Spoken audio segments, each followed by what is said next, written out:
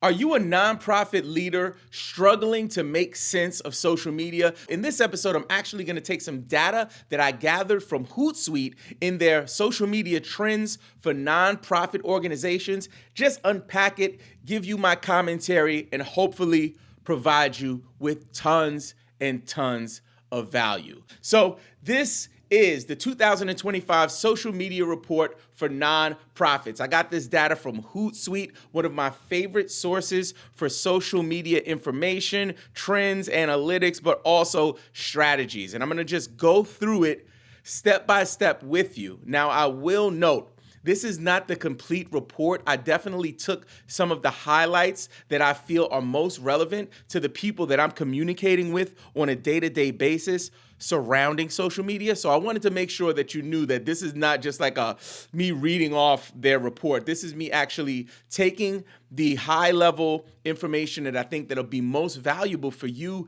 and your nonprofit organization so you guys could use it to raise tons of money and increase your global reach for your mission. So let's jump right into the first slide here. So these are some of the social trends for 2025 and how they're shaping social media in the nonprofit sector. One of the big things is content experimentation. This is something that I've been on the hilltop, like literally screaming with a bullhorn for nonprofit organizations to do. We find in many of our interactions with social media leaders that folks are going on social media, reserving their handles on the big platforms like Facebook, Instagram, maybe TikTok, YouTube, X, Twitter, right? And what they do is they put a link to their website maybe, and then they start flooding social media with basic designs and flyers promoting events, initiatives, things of that nature. Now, I'll start by saying I don't mean any harm when I say this. If you're just doing that, you're missing the mark. And I believe that your mission deserves more than that. So I want to encourage you in 2025 to really experiment with some different content types. For YouTube, it might look a little different. Folks might share a video from one of their events and just share it from beginning to end, someone speaking on stage, or maybe a little bit of BTS from one of their events, but not really capturing those stories. And that's one of the things we want to experiment with. So Hootsuite goes on to say, social teams, and this is one of the trends that they predict for 2025, social teams ditch brand consistency to push creative boundaries. Oh, baby, that is speaking my language. 42% of marketers at nonprofits have experimented with a new tone of voice or personality on social media in the last 12 months. Another important note, brands drop in on creator comments to pick up new audiences. 41% of marketers at nonprofits have been testing proactive engagements. This is huge. So 2 takeaways there. We talked a little bit about creative assets, making sure you're exploring, the creative oasis, if you will, to make sure that you guys are coming up with things that can resonate with your audience. If you keep creating those flyers on Canva and then not getting any engagement, there's a reason for it. It's because your audience is not resonating with it. And if you want to do that, the best way to do that is really thinking about creating a video strategy around capturing stories of the people you serve, your staff members, or the organization's story as a whole. The other thing they mentioned was about getting into the comment section, how marketers, social media professionals for nonprofit organizations should get more active in the comment section to create new audience members. And one thing that I'm really trying to drive home for folks who are speakers, right? Because many of the speakers in our community are nonprofit leaders, but also mission-driven leaders, right? If you're doing something that is supposed to impact people in a positive way, this is for you, and I need you to listen up close. It's okay to focus in on the results of what you are trying to do as opposed to the thing you are trying to sell or get people to take action on. I find that in this space, we're in a place where it's like, hey, my name is John. I have a nonprofit. Will you donate? What? Where they do that at? Like, I don't know you, John. I want to get to know you. So a better strategy would be, instead of creating a flyer that says, hey, come to our event and donate. Hey, click here to donate. Hey, this is how you support. Maybe creating a piece of content that's like, hey, this is what we did for Andrew. This is how we helped Maria. This is how we helped Sarah and her family. And that will speak to the audience that it needs to speak to. And they will take action, and they won't just become volunteers. They just won't become donors. If we get this right, they'll become advocates. And that's what we're trying to build here. So that's the first piece of the puzzle that I wanted to share. The next one is, what social media platforms are nonprofit organizations using? What social platforms are nonprofits using? When I saw this, I was like, I have to share it. My people will love it. I have to share it with you. So let's start from the top. The big platform on the block, Facebook, still running strong. Again, this is according to Hootsuite. And this is a sample from 520 respondents. And this is from a 2025, the Hootsuite 2025 trend survey. So 96% of nonprofit organizations are on Facebook. You've heard this myth that Facebook is gone, Facebook is dead, like, don't spend your time on Facebook. Now, I will admit, I am not the biggest fan of Facebook. I feel like I get on there and I get the most spammiest spam I ever get. People from all out the woodworks reaching out to me. But I've put myself in that position because of what I do, right? I'm putting myself out there. I'm quite open and public with all of my, content and information. So I get that. But for nonprofit organizations, it's definitely a stable foundation. Now, would I prioritize it in terms of the energy I put in to social media?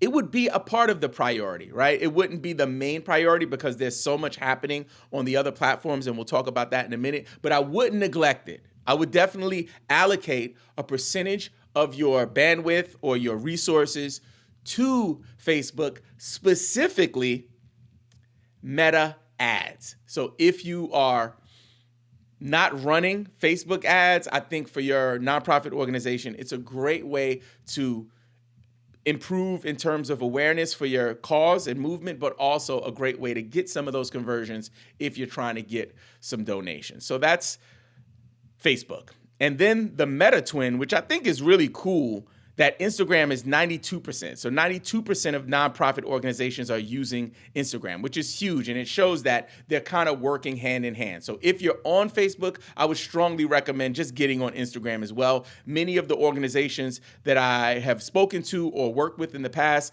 might have Facebook, but they're not utilizing Instagram, which for me is a huge mistake because it's low-hanging fruit. You're already creating the content on Facebook. It doesn't hurt to also publish that content on Instagram. So I would strongly recommend we give Instagram some attention as well. And then this one is great. LinkedIn, oh baby. If you have listened to anything I've put out on social media over the last couple of months, you know that in 2025, for my business, for my clients, I am locked in on LinkedIn. Oh, baby. I think there's just so much opportunity, especially when we're thinking about founder-driven content. We have so many organizations, throughout the nonprofit sector who put up their logo, right, of whatever the organization is. It could be like a fish with a pinwheel, like that's what it is, whatever the name of the organization is. And that's it. They put up the logo. Maybe they'll share some of those images their team creates from Canva, but they don't actively nurture the platform. This is specifically with LinkedIn, but this could also be relevant to the other platforms as well. And one thing we want to do in 2025 is stop treating social media like a box that you need to check on your to-do list. You're doing a disservice to your organization. You're doing a disservice to your team. And most importantly, you're doing a disservice to the people that you serve. You're crippling your mission. You're crippling your mission. So definitely we want to concentrate on LinkedIn if we're not already there. And one more thing before we leave LinkedIn, when we talk about founder-led content, you don't want to just operate from your company page. You want to make sure that whoever the leader is of the organization or whoever the spokesperson is, you want to make sure that their content is leading people towards the mission and also towards the company page. So really the focus is getting the team to jump on, show a face. People are more interested in interacting with humans than they are with logos. I'm just saying. So after LinkedIn at 86%, we have YouTube at 66%. I'll start by saying this. YouTube is my favorite platform. Like, I love YouTube as a user, as a marketer. I just think there's so much long-term value, longer shelf life for your content, where on Instagram or Facebook, you could release a piece of content, it'll live for a couple of minutes, and then it'll disappear into the abyss of lost content, never to be seen again. Where with YouTube, if you get it right, your content could essentially live forever.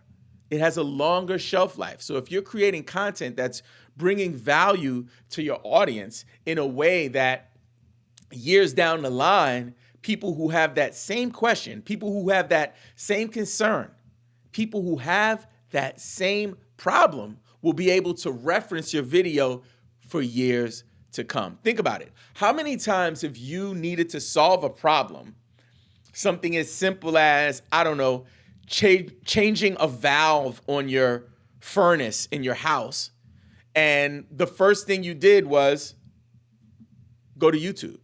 You go to YouTube, you look it up, and a video from 7 years ago, huh? Am I talking to someone right now?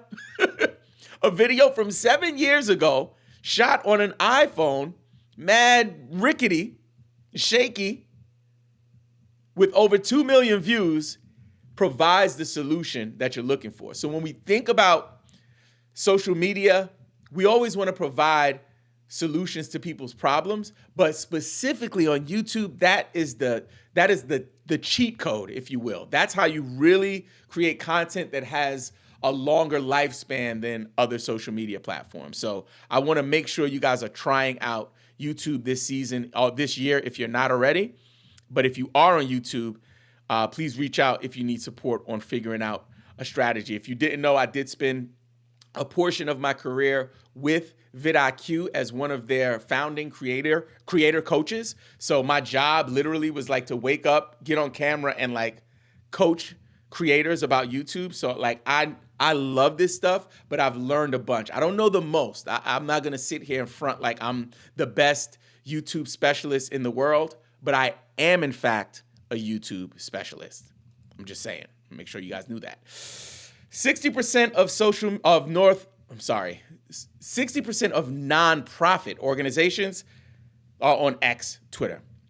I would prioritize X and Twitter as well. I think there's a lot of changes happening there. I know that people are fleeing X and Twitter for platforms like Threads and Blue Sky. I wouldn't be against testing those platforms, but I would definitely keep a stronghold on your presence on Twitter or X.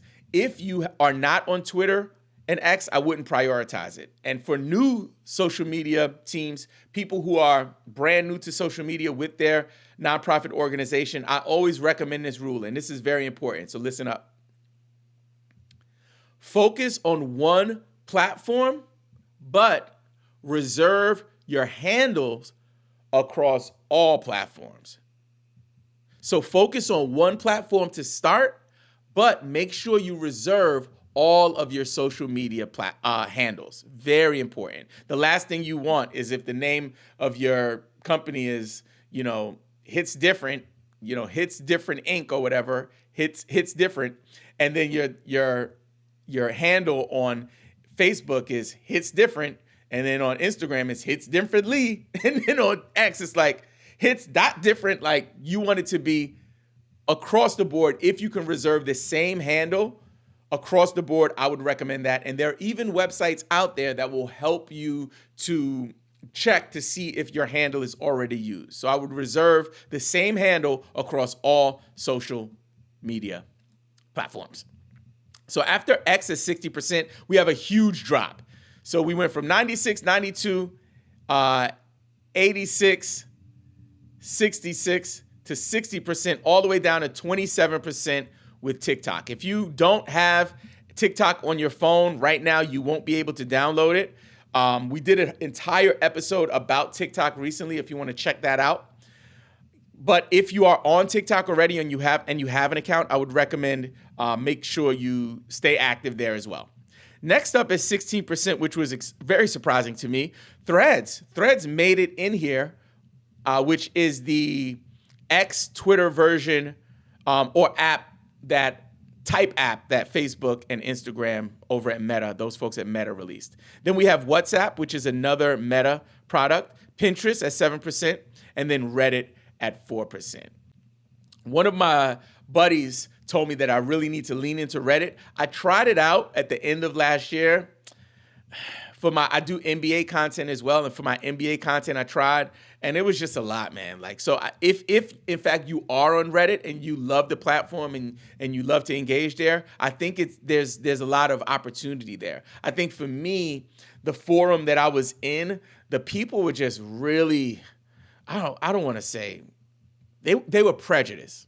I think so. It felt crazy, y'all. It was like they were like blocking my stuff. I would go back and look, and someone else would release the exact same stuff. And the difference between me and another user is that I'm creating public content. I have videos on YouTube. You see my face. And after a while, I just quit. I was just like, these guys are mad at me. Like, what did I do to them? But that is a whole nother episode for a whole nother day. Okay, next up, let's take a look at how often nonprofits are updating their social strategy. 39% of nonprofits are updating their strategy quarterly. 25% are doing it annually. 17% are doing it monthly. 9% are not doing it at all, and 5% are doing it weekly. So how often should you take a look at your social strategy? I think it depends on the organization, but best practice, what I try to teach people is to look at it from different vantage points at different times of the year. So what I like to do is in late Q4, maybe October, November, we start looking at what we're going to do for the following year, strategy-wise for the whole year. Then we break it up into quarters. So now I know what my year is going to look like. I know what my quarters are going to look like.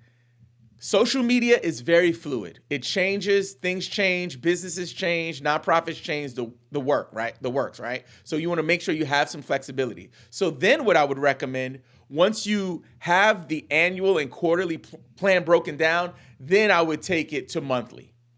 I don't really suggest daily or weekly strategies. You can pivot weekly and daily as needed, but I like to at least 30 to 60 days before content starts getting published that we know exactly what we're doing, we know what the strategy is, and we know if we're going to make any changes or revisions to our quarterly or annual plan. So that's just high level how I like to look at it. And again, if you have questions about it, please reach out. I'll be glad to help. Next up, let's talk about what causes nonprofit organizations to make changes to their social strategy. 45% of nonprofits change their strategy because there's a change in organizational goals. 43% change because of results of previous social media posts or campaigns. I think that's a legitimate, very legitimate reason to change your strategy.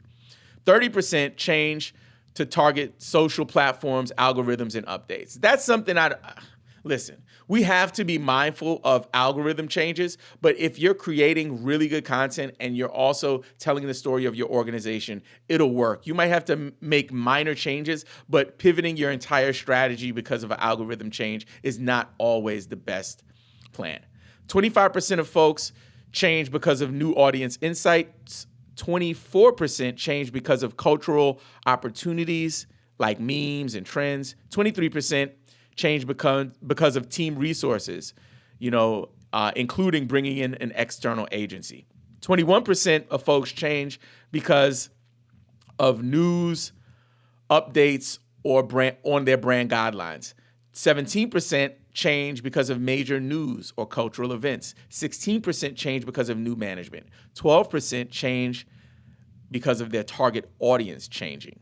12% change because of competitor activity. I wouldn't really recommend that. Like, don't go changing because of your competitors.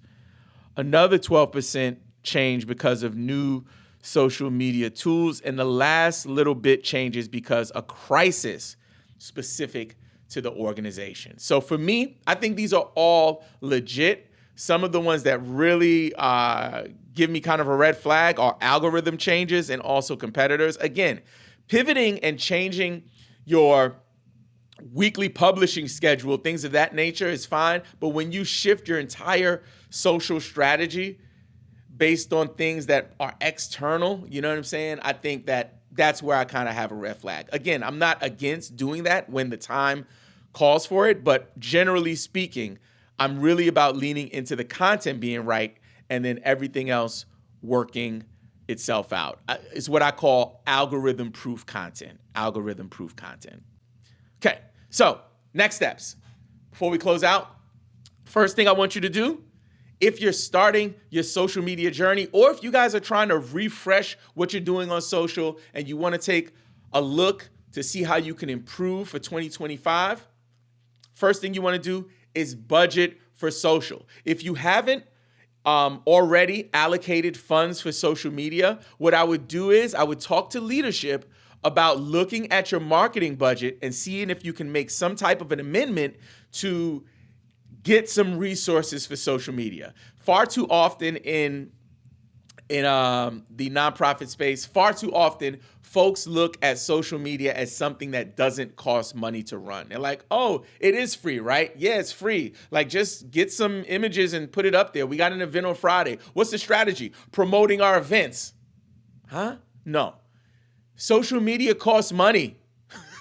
The sooner you start looking at social media as a marketing channel and investing, this is my thing. If you were asking someone, let's say 20 years ago, 30 years ago, hey, we want to run an ad in the paper this quarter to promote an event, to create awareness, for example, you wouldn't tell them to just do it. It's free. You would allocate money for it. And it's the same thing. Social media is the new marketing, right? And yes, you can get active at low cost. And if you're a small nonprofit, like a one-person operation, yes, you can do it for free. But I'm talking to the nonprofit leaders who have a budget and have a marketing budget. And you're missing the mark if you are not taking some of those funds and using them for social media. So that's the first thing, budget for social. The next thing is access your bandwidth. Take a look at your team. Maybe you need to make some changes. You don't want someone just going in there and checking the box. If you don't have the bandwidth to do it, maybe make sure that you empower and delegate to someone who will do it, but make sure it's someone who cares. And honestly, look at their workflow and look at their workload, I should say, and figure out what percentage of their responsibilities will be aligned with social media. You have to do this. It can't be like, hey, he does website, he does graphic design, he does social. No, it needs to be like, 50% of his time is communication on email with, partners.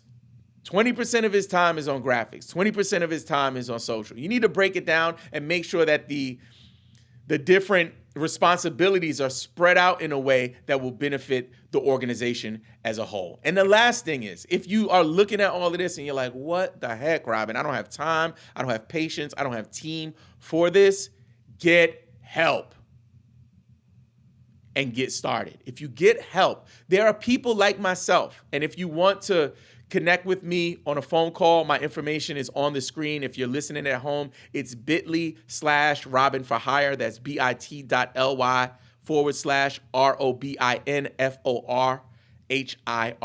Robin for Hire. Listen, If you're taking your head, banging it against the wall because you don't understand this stuff, it's okay. It's not your job to understand this stuff. It's my job. It's people like me who live, breathe, sleep, and poop this stuff. Like, this is totally my jam. So I don't want you out there, oh my God, what am I gonna do? I can't figure it out. And you have people in this industry who are here to support you. Now, if you have a team that needs guidance and you don't know how to support them, that's also something I can help with, but there are tons of people out there that might be a good fit for you. So even if you don't decide to work with me, I want you to work with someone.